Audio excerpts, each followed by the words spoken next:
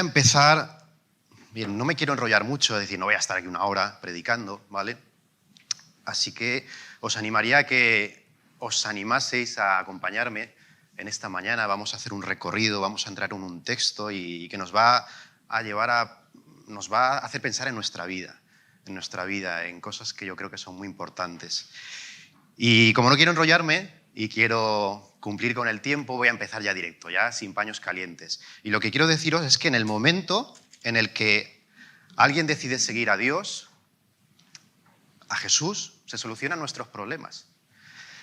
Todas nuestras preguntas tienen ya respuesta. Alguien que tiene paz con Dios a través de Jesús, alguien que sigue a Jesús, aquel en el que hemos creído los cristianos, muchos de los que estamos aquí, pues con Jesús tenemos ya un guardián frente a multitud de cosas, frente a accidentes, desaparecen ya las peleas de pareja, ya no hay malos entendidos con nadie y además hasta nuestros propios hijos nos hacen caso desde ese mismo momento. Y si en algún momento nos ocurre alguna de esas cosas, si en algún momento tenemos alguna duda o perdemos el control, si nos sentimos desesperadamente solos o si nos diagnostican un cáncer o el COVID nos lleva al hospital o damos cabida pues, a cosas que nos meten en problemas con otras personas, entonces es señal de que algo va mal con Dios, seguro que hemos negado a Dios y entonces ¿sabes qué pasa? Dios nos ha dejado para ocuparse de alguien que merezca más su atención. ¿Eso es así? No he escuchado ningún amén, ¿no?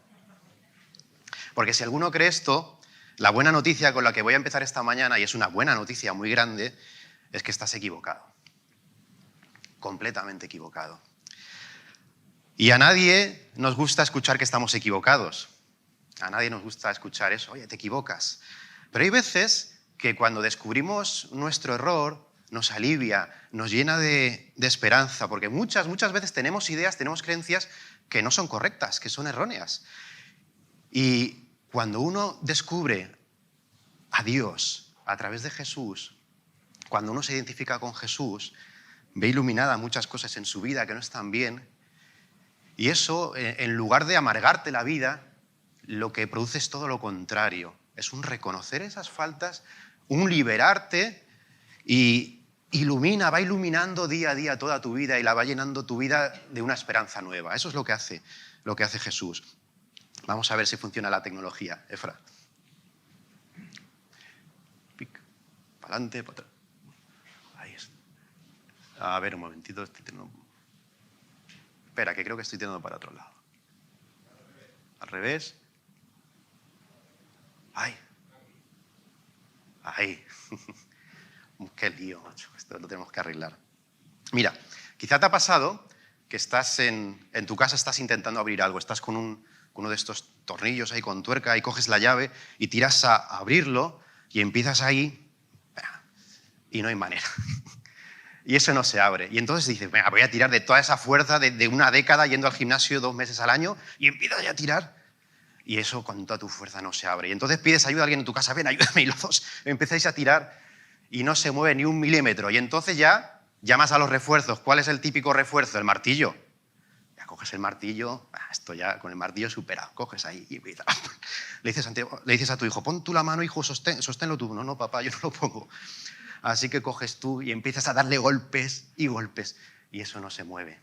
Eso no se mueve. Entonces tu familia empieza a escuchar un idioma raro, empiezas a rezar en arameo, cosas que nadie entiende, empiezas a sudar y das golpes, ya la llave ya se empieza a doblar, el tornillo, la cabeza empieza, madre mía, que me lo voy a romper. Y viene alguien y se acerca a tu esposa y te dice, oye, es que yo creo que ese tornillo va al revés, se abre al revés. Ya está. La lista. ¿Cómo que al revés? Toda la vida se abre en esa dirección, se abre hacia la izquierda, no. Que no, que ese sí, que ese se abre hacia el revés. Que me vas a contar a mí que yo he abierto como estos miles en mi vida, que es hacia la izquierda. Que no, prueba al revés. Y bueno, y al final ya por no escucharla más, coges y tiras hacia el otro lado, hacia la derecha, y empieza un poquito. ¿Ves cómo nos... Ostras, se ha movido. Y se abre, y ya está. ¡Voilá! Solucionado. Qué alivio, ¿verdad? Qué alivio. También qué pena no haberlo sabido antes de machacarte la mano casi con el martillo, de estar reventado. Pero lo has abierto. Y hay muchos textos en la Biblia que tienen esta intención, precisamente.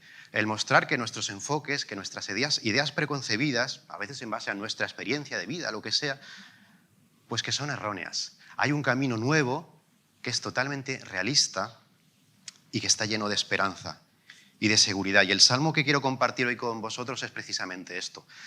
Entre todas las voces y propuestas que nos proponen seguridad, que nos proponen ayuda, que nos proponen cuidado, que nos proponen una vida mejor, y estamos rodeados de miles de discursos que nos proponen esto, ¿a qué voz escuchamos?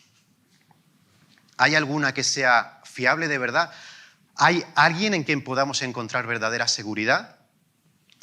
Pues el Salmo 121 es como aquel que se acerca de forma suave para decirte, oye, estás buscando en el lugar equivocado. Ese es el Salmo 121. Mira, si podéis, si tenéis la Biblia, podéis ir al Salmo 121 o en vuestros móviles. Si miráis los titulitos que pone en este Salmo, pone Cántico de Ascenso Gradual. Esto lo pone no solo en el 121, lo pone en los salmos del 120 al 134, que es un grupo de salmos concretos. Algunos pone Cánticos de Ascenso o Cánticos de Ascenso Gradual.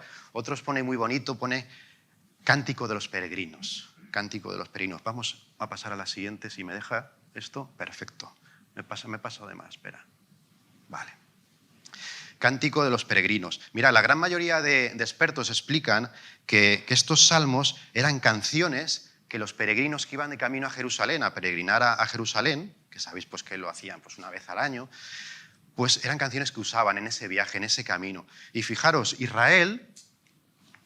Jerusalén, que está aquí arriba, a unos 800 metros más o menos de altura, pues si ibas a Jerusalén, si ibas desde la costa, pues ibas en ascenso. Si ibas desde Jericó, pues fíjate, también ibas en ascenso. Por eso estos salmos en el viaje a Jerusalén se les llama cánticos de ascenso o de ascenso gradual. Iban en ese viaje subiendo poco a poco hasta que llegaban a Jerusalén. Y vamos a leerlo juntos. Es un salmo que los más viejos como yo llevo aquí creo que 32 años en esta iglesia. Este salmo me lo sé muy bien porque lo cantábamos mucho. Vamos a leerlo. Lo voy a leer en otra versión que no es Reina Valera, que es la que más conocemos. Dice, levantaré mis ojos a los montes. ¿Os acordáis la canción? Alzaré mis ojos. Bien, pues es ese salmo. Levantaré mis ojos a los montes. ¿De dónde vendrá mi socorro? Mi socorro viene del Señor, que hizo los cielos y la tierra. No permitirá que tu pie resbale. No se adormecerá el que te guarda. Y aquí no se adormecerá ni dormirá el que guarda a Israel. El Señor es tu guardador. El Señor es tu sombra a tu mano derecha. El sol no te herirá de día, ni la luna de noche. El Señor te protegerá de todo mal. Él guardará tu alma. El Señor guardará tu salida y tu entrada, desde ahora y para siempre. Viene este salmo cantado por viajeros, por peregrinos que iban a Jerusalén. Y quiero que hagamos el ejercicio, vamos a observar el texto, a observar cómo podía vivirlo ese viajero, pero quiero que lo traigamos a nuestras vidas, a nuestro día a día. Ninguno de nosotros somos peregrinos que vamos de viaje a Jerusalén de una forma literal. Alguno quizás habéis visitado Jerusalén como turistas o gustaría hacerlo. Pero fíjate, en el Nuevo Testamento a los cristianos se nos habla que somos peregrinos. Dani también ha hecho mención a eso, que nuestra ciudadanía no es de aquí, es de otro sitio, y estamos en un camino, y también se habla de eso, que estamos en un camino hacia la Jerusalén celestial. ¿Vale? Así que vamos a coger esta figura de este viajero que peregrina a Jerusalén y lo vamos a trasladar a nuestras vidas, al camino de nuestras vidas, siguiendo a Jesús hacia esa meta que tenemos como peregrinos. Por lo que no vamos a forzar el texto, vamos a aplicarlo de esa manera. Y fíjate una cosa, en este salmo se presentan tres peligros habituales a los que puede enfrentarse un viajero o un peregrino que iba de viaje a Jerusalén. Los vamos a ver aquí destacados. Por un lado, que tu pie resbale. Bueno, cualquiera que ha hecho una caminata por la montaña sabe que este es uno de los peligros, que tu pie resbale, que pise algo y te caigas o que te tuerzas un tobillo, ¿vale? Pero vamos a situarnos, aquí no estaban de excursión, aquí estaban de viaje, viajes largos, viajes que duraban varios días, ¿vale? Hoy los viajes los solemos hacer en coche. Pues sería como, el torcerse el tobillo sería como quedarse tirado con el coche. Pero hoy si nos quedamos tirados con el coche, pues enseguida pues viene una grúa, esperamos un ratito, pero nos socorren. Imagínate un viajero ahí que se tuerce el tobillo en ese camino, un problemón. Si va solo, pues cuéntame, mal asunto. ¿A quién llama? Si va acompañado, pues un marrón para los que le rodean, que si no son muy fuertes, bueno, te van a tener que llevar, bueno, un verdadero problema, el caerse, el torcerse el tobillo. Otro de los problemas, el sol. En un clima con zonas semidesérticas, sol potente, el sol es un grave problema. Recuerdo yo cuando era pequeño, que hacíamos muchas excursiones con la familia, y en alguna de esas excursiones cogimos, lo conté hace tiempo, cogimos poca agua, era un día muy soleado, íbamos mucho, mis hermanos, mis primos, tal, y nos fuimos de excursión y, madre mía, fue una excursión directa al sol, poca agua. Cuando volvimos, algunos de mis familiares se encontraban mal, les dolía la cabeza, empezaron a vomitar, cogieron una insolación. Pues bien, el sol es uno de esos peligros también de los viajeros. Y otro que menciona es la luna. La luna nos habla de la noche. En la oscuridad en los caminos, pues imagínate, hay gente que se esconde y te puede atracar. La noche, pues siempre la relacionamos con el peligro. Pero hay quien también entiende menciona la luna desde otra perspectiva, porque hay muchos escritores antiguos que describen la locura como ser afectado por la luna, y de ahí viene la palabra lunático, ¿vale? Por eso hay quien dice que aquí también puede estar refiriéndose a la fatiga, a la ansiedad, a problemas emocionales, ¿no?, que puedes encontrarte en este camino. Vale. Ahora vayamos al camino de nuestra vida, ¿vale? Vamos al 2022, estamos aquí.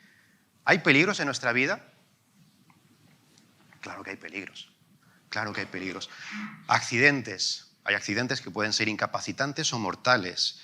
Hay enfermedades que pueden ser también incapacitantes o mortales también. Y generalmente solemos tomar precauciones, y cuando vamos con el coche nos ponemos el cinturón y respetamos las señales de tráfico, pero la seguridad total no existe, ¿vale? Y puede que nosotros lo cumplamos todo, pero que venga otro que no lo cumpla y nos meta en un problema. O puede simplemente que nosotros nos descuidemos y tengamos un fallo y no hemos visto una señal, lo que sea, y venga el accidente. A nivel físico también, pues hombre, nos intentamos cuidar más o menos, ¿no? Hay quien dice, oye, cuídate un poquito más. La dieta, tenemos que tener una buena dieta, es bueno hacer ejercicio, estilos de vida saludables. Bien, ¿todo esto ayuda? Claro que ayuda, incluso a nivel emocional está demostrado el no dejar, lo hablaba con Emilio hace poco, el no dejar que ciertas actitudes hagan pozo en tu vida, el rencor, por ejemplo. Es malísimo, la envidia. Hay actitudes muy malas y que en la Biblia se nos exhorta para huir de ellas, que si dejamos que hagan mella en nuestra vida, pues puede que hasta nos afecten emocionalmente, por supuesto, espiritualmente y también hasta físicamente. Vale, muy bien, sí. Pero todo esto me asegura que no me vayan a diagnosticar un cáncer. ¿Sí? Si tengo la mejor dieta, si hago mucho ejercicio, si sigo todos los hábitos de vida saludables, ¿alguien me lo garantiza?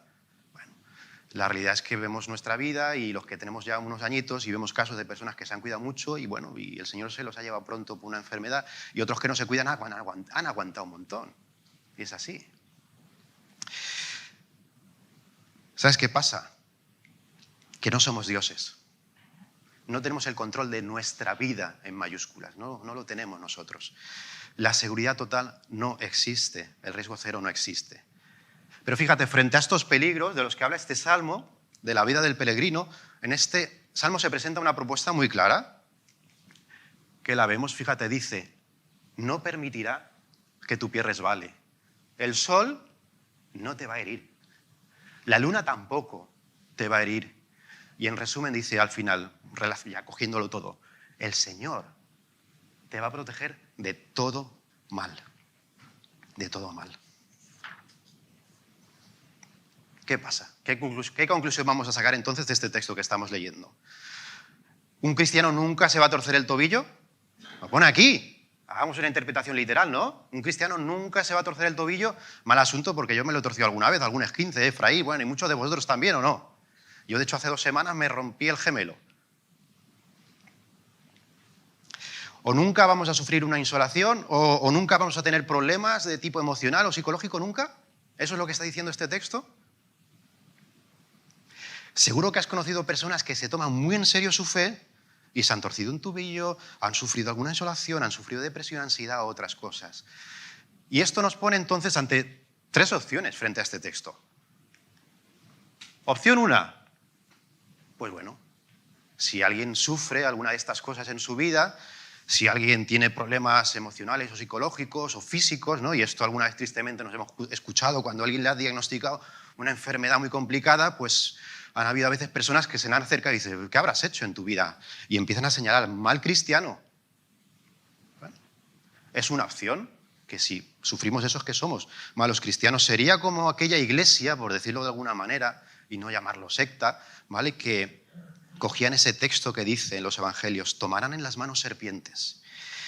Y si bebieren cosa mortífera, no les hará daño. ¿Sabéis lo que hacían en esa iglesia el pastor? El pastor subía arriba y salía con serpientes venenosas. Y bueno, un culto muy estrambótico, muy raro. ¿Qué pasó? Que el pastor murió por picadura de serpiente. Y esto que es muy estrambótico, esto a veces podemos caer de alguna manera u otra, con actitudes que yo llamaría, y de verdad con todo el respeto, espiritualoides, ¿no? Que nos pensamos y esa actitud espiritualoide nos hace mirar a los otros hermanos desde arriba. El Señor, es que tú no tienes fe suficiente y tal, y yo, el Señor, aquí no me va a pasar nada porque el Señor me protege. Claro que nos protege. Y nos ocurrirá lo que nos tenga que ocurrir, en manos del Señor estamos. Pero cuando cogemos esa actitud y cuando miramos desde arriba, ya te digo que ahí no hay actitud espiritual. Pues el orgullo y la espiritualidad están totalmente enfrentados. Que el Señor nos ayude a no caer en ese tipo de actitudes. Pueden haber otras opciones frente a este texto. La otra opción es que este es un poema muy bonito, pero es mentira lo que dice aquí, ¿vale? Puede ser una opción que todo esto, oye, palabras muy bonitas, pero al final nos están vendiendo la moto. Es humo.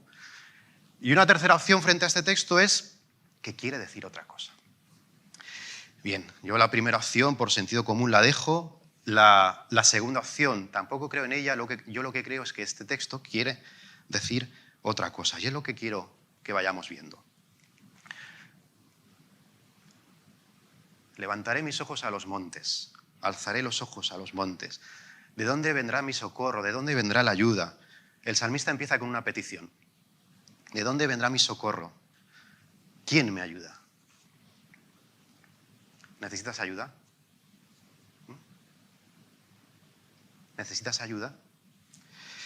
Yo de jovencito, mis padres lo saben, era una de esas personas a las que les costaba recibir ayuda. No lo sé por qué, si quizá por ser orgulloso o por no molestar, no lo sé. No llegaba a analizarlo, pero me costaba recibir ayuda.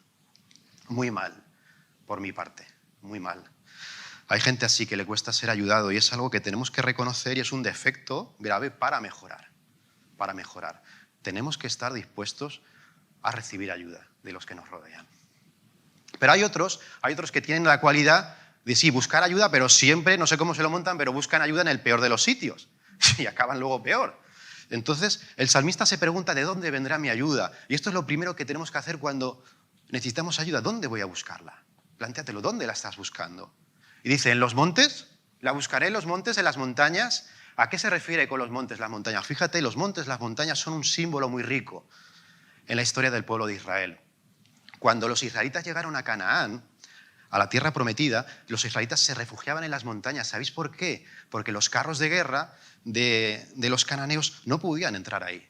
Entonces, al final, las montañas se convirtieron como una especie de refugio de seguridad nacional, un símbolo de seguridad, de protección.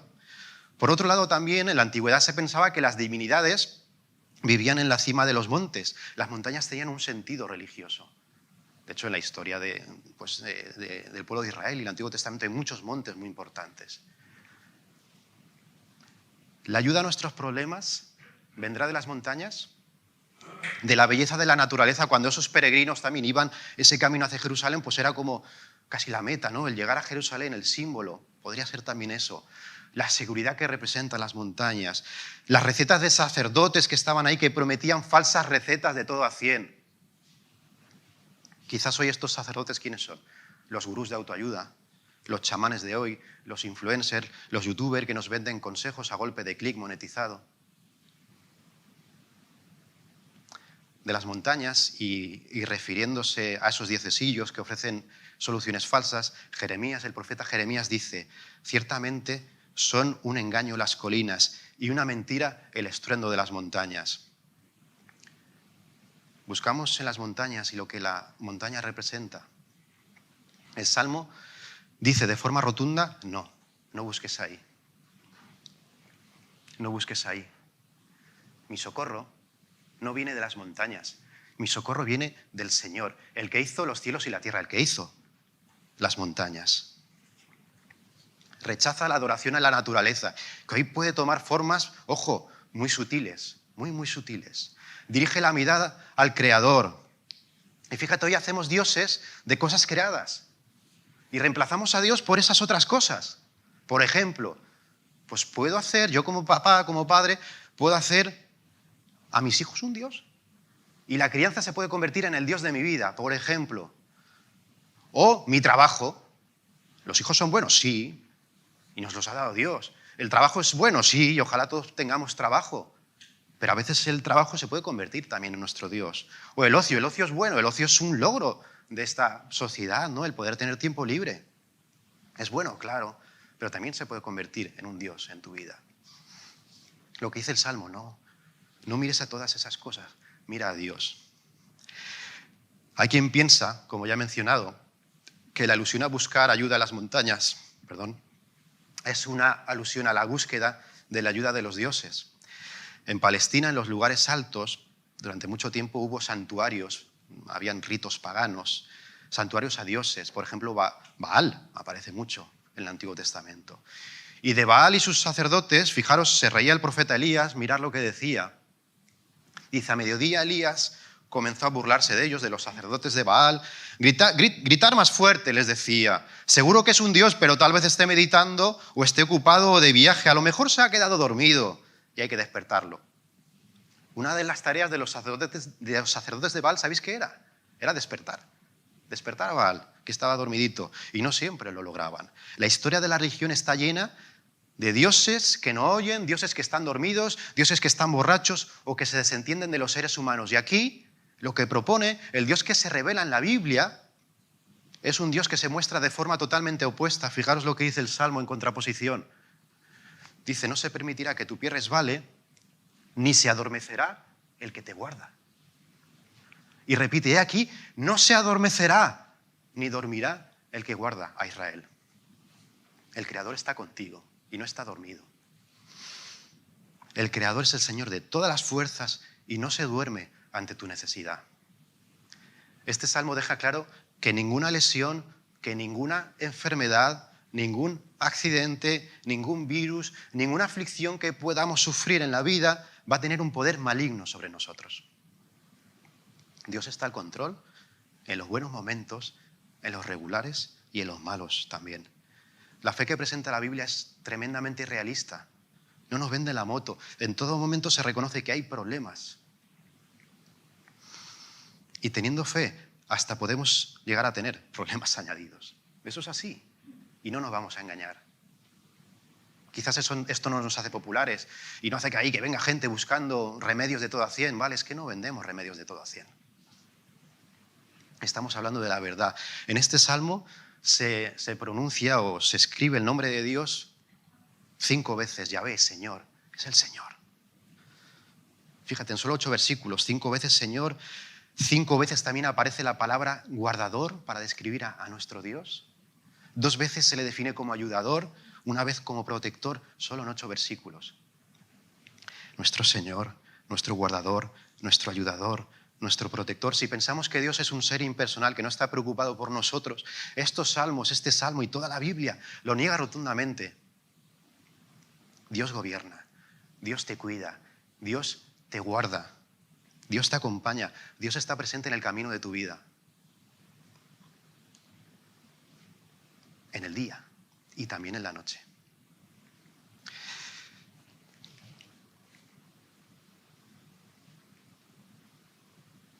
El Señor te protegerá de todo mal y Él guardará tu alma. Leí hace poco una frase que dice que el agua de un océano no puede hundir un barco, a menos que penetre en su interior. Y de la misma forma, ninguna de las dificultades del mundo pueden dañarnos, a no ser que entren dentro de nosotros mismos. Y de esta forma el Señor nos protege del mal y nos guarda nuestra alma. Esto lo sabía muy bien el apóstol Pablo. Dani ha mencionado también, fíjate, yo con Dani no he hablado antes, curioso.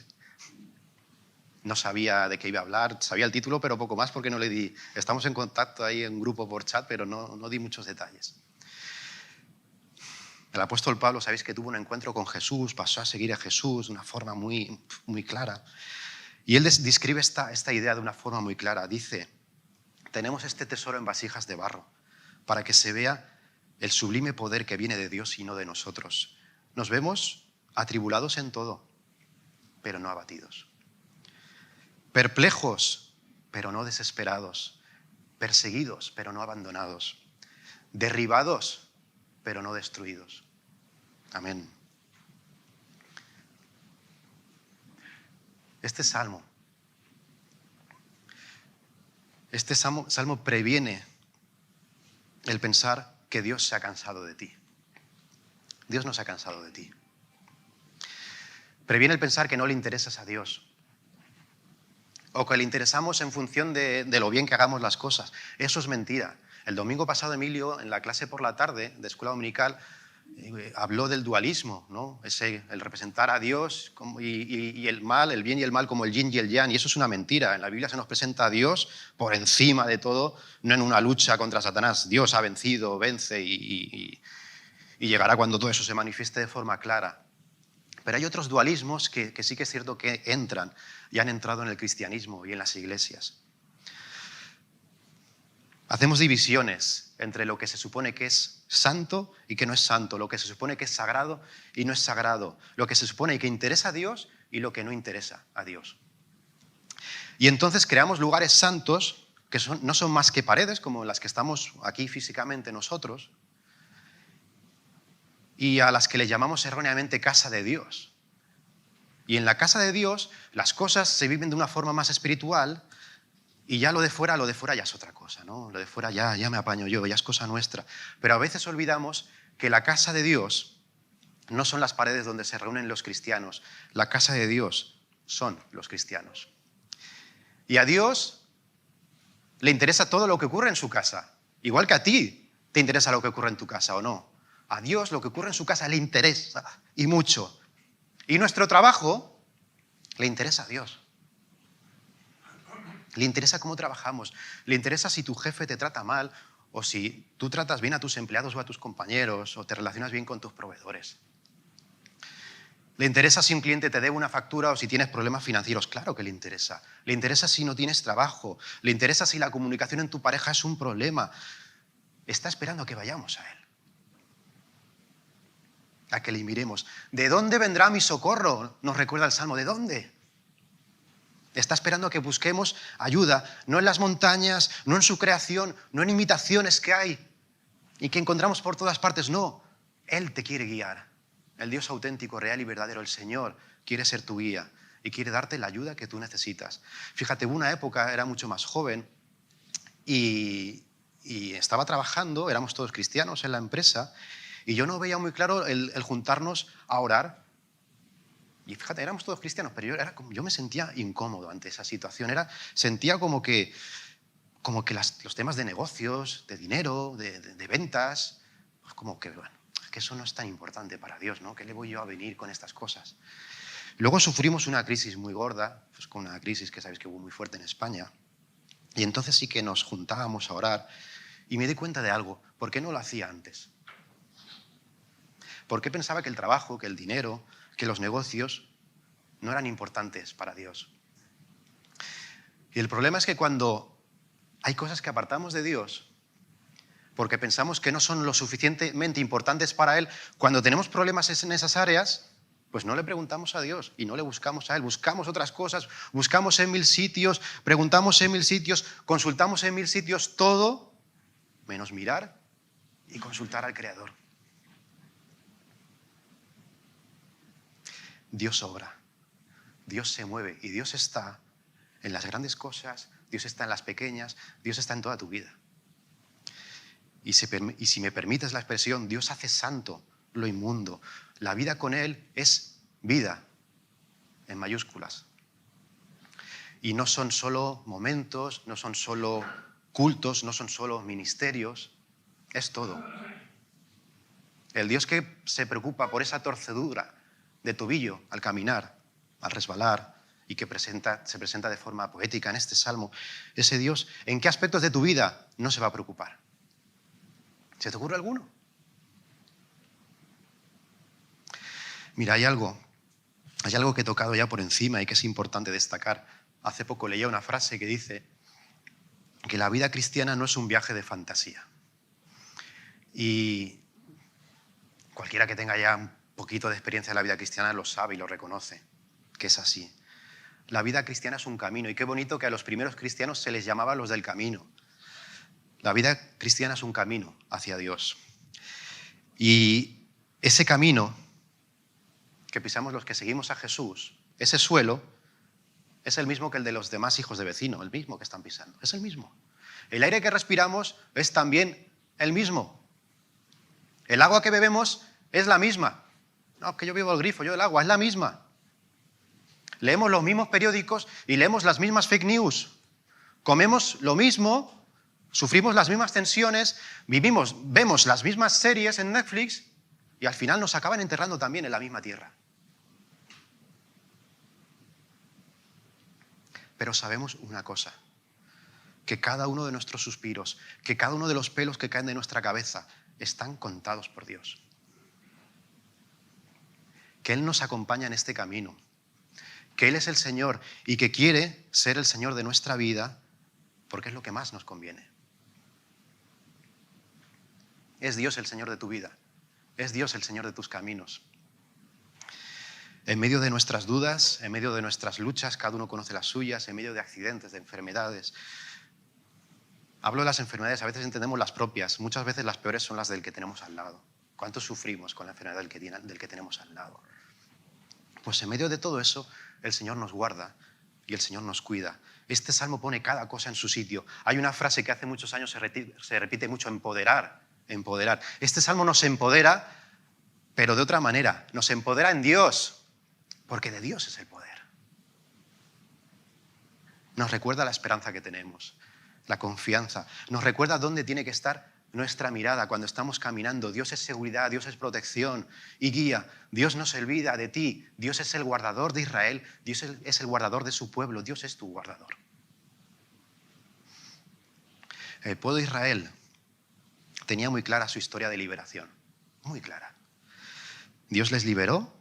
Y en este salmo se ve ese reconocimiento del Dios que libera, que cuida, que guarda y que está en el camino acompañando a su pueblo. Son salmos muy bonitos que describen todo ese acompañar de Dios a su pueblo.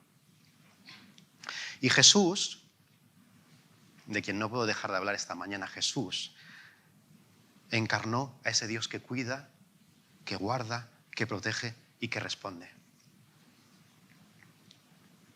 Jesús fue y es el que no se dormía ante las necesidades de los que le rodeaban. El marginado, el cautivo, el enfermo, el necesitado. Por eso, y no es casualidad que cuando Jesús decide presentarse y iniciar lo que conocemos como su ministerio público, va a una sinagoga y se pone a leer y lee del profeta Isaías y dice: el Espíritu del Señor está sobre mí porque me ha ungido para anunciar el Evangelio a los pobres. Me ha enviado para proclamar libertad a los cautivos y la recuperación de la vista a los ciegos, para poner en libertad a los oprimidos, para proclamar el año favorable del Señor. Así empieza Jesús. Y luego, ¿sabéis lo que hizo? Cumplió estas palabras.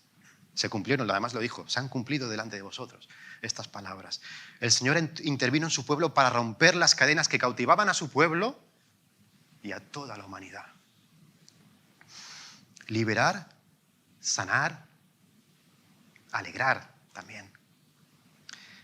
Y la buena noticia, y tengo otra buena noticia hoy, es que quiere seguir haciéndolo. Lo sigue haciendo y quiere seguir haciéndolo. Muchos estáis ya en ese camino, ¿verdad? En ese camino con Dios. Yo también. Pero tengo que reconocer que a veces pierdo la perspectiva. No sé si te ha pasado. Y a veces dejo de mirar ahí y empiezo a mirar más el camino y que Dios nos ayude a tener la mente clara, a ver con perspectiva, a darnos cuenta que la vida es un camino y que somos peregrinos de regreso a casa. Peregrinos que podemos aprovechar y disfrutar todo lo bueno que hay en la creación de Dios. compartiendo con los demás lo que va poniendo Dios en nuestro camino. Claro que sí, la vida de cristiano no es una vida aquí de estar dándose azotes, ni ir caminando de rodillas para que nos salga sangre. No, esa no es la vida del cristiano. Estamos en ese camino para ser sus manos, lo hemos cantado esta mañana. Para ayudar, para cuidar, para sanar heridas profundas a otros en el nombre de Jesús. Dejando también, además, no lo olvidemos, a veces se nos olvida, que cada día Jesús sane nuestras heridas, porque también las tenemos. También las tenemos. Y no perdiendo de vista que estamos de camino y de regreso a casa. Qué bonito, ¿verdad? Otros no estáis en ese camino aún. Quizás estás buscando.